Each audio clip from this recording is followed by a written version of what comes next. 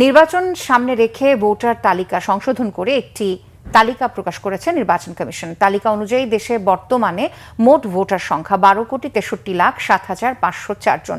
এই তালিকায় নতুন ভোটার যুক্ত হয়েছে 1,37,642 জন। 21 অক্টোবর পর্যন্ত যারা নতুন ভোটার হবেন তাদের দ্রুতই আরও একটি তালিকা প্রকাশ করবে কমিশন। বিস্তারিত মোবাশ্বের আহমেদের রিপোর্টে। আগামী ফেব্রুয়ারিতে ত্রয়োদশ জাতীয় সংসদ নির্বাচন সামনে রেখে প্রস্তুতি নিচ্ছে নির্বাচন কমিশন। এরই অংশ হিসেবে ভোটার তালিকা হালনাগাদ করেছে কমিশন। রবিবার বিকেলে আগারগাঁও নির্বাচন কমিশন অফিসে ব্রিফিংয়ে ইসির সিনিয়র সচিব আক্তার আহমেদ জানান, খসড়া তালিকা কিছুটা সংশোধন করে তৈরি করা হয়েছে এই তালিকা। Total voter as on today যেটা হচ্ছে সেটার সংখ্যা হচ্ছে 12,63,07,504। স্বাভাবিকভাবে প্রশ্ন উঠতে পারে, আপনাদের কৌতূহল থাকার স্বাভাবিক, যে বাড়লো কেন। এটা আমাদের যখন আমরা প্রকাশ করি খসড়াটা, তার পরবর্তীতে যে একটা অন্তর্ভুক্তি হয়েছেন 1,37,642 জন।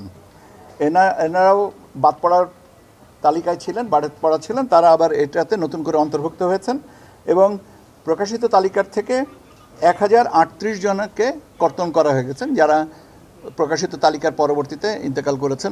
তালিকা অনুযায়ী পুরুষ ভোটার 6,41,455 জন, নারী ভোটার 6,22,05,819 জন, আর হিজড়া ভোটার 1,230 জন।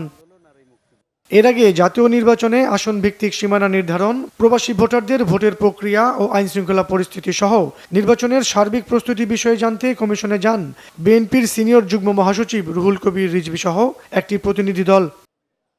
আলোচনা শেষে তিনি বলেন, নির্বাচন নিয়ে নানা আশঙ্কা থাকলেও অবাধ, সুষ্ঠু, নিরপেক্ষ নির্বাচন অনুষ্ঠানে কমিশন সক্ষম বলে তারা মনে করেন।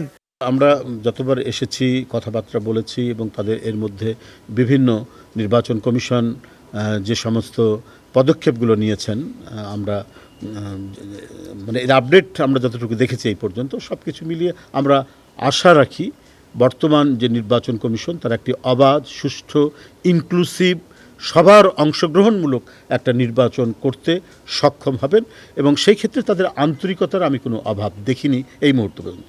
নির্বাচন বানচাল করতে একটি মহল ক্রমাগত চেষ্টা করে যাচ্ছে বলেও এ সময় অভিযোগ করেন বিএনপির এই নেতা। মোবাশ্বের আহমেদ, বাংলা ভিশন, ঢাকা।